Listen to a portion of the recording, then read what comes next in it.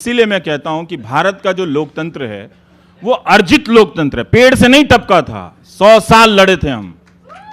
जब बाहर भारत पाकिस्तान बंटवारे के बाद हिंदू मुस्लिम सिख के तीनों के आपसी दंगे चल रहे थे, तब संविधान सभा में लोग बैठकर अपनी अकल लगा रहे थे कि हमें उस हिंसा से प्रभावित नहीं होनी है।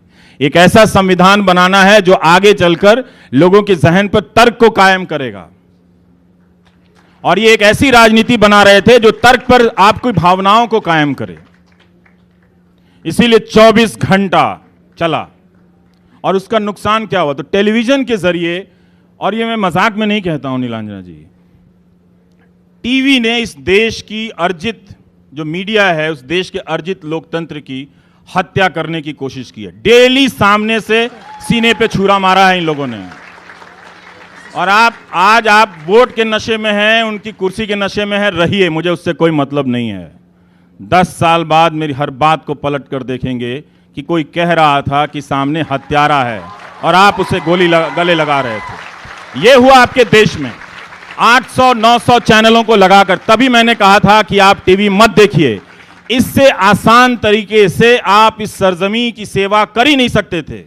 अपने घर में टीवी बंद करके शाम को पार्क में चले जाइए, डायबिटीज का भी समाधान हो जाएगा, बीपी का भी समाधान हो जाएगा, आप खुश नजर आएंगे। लेकिन टीवी ने आपको बीमार कर दिया, सूचनाएं गायब कर दी गई।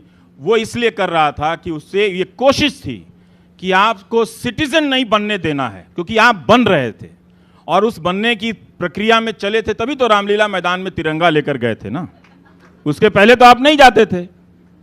तो आप उस रास्ते पे चल रहे थे। तो नागरिकता की जो पहचान है वो एक दिन में 10 साल में नहीं हासिल होगी, बहुत ज़माने लगेंगे उस पहचान को लाने में, जो हमने उसके लिए कभी मेहनत नहीं की। और उस मेहनत को ख़त्म करने के लिए, जनता को भीड़ में बदलने के लिए टीवी का इस्तेमाल किया गया। और इसीलिए आप कह रहे हैं कि जब उस भीड़ में औरतें बोलने लगीं तो समझ में नहीं आया कि कैसे डील करें। तो वो कह रहे हैं हमें माध्यमों की ज़रूरत नहीं है। इसका मतलब है कि अब अक्षय कुमार इंटरव्यू नहीं करेंगे।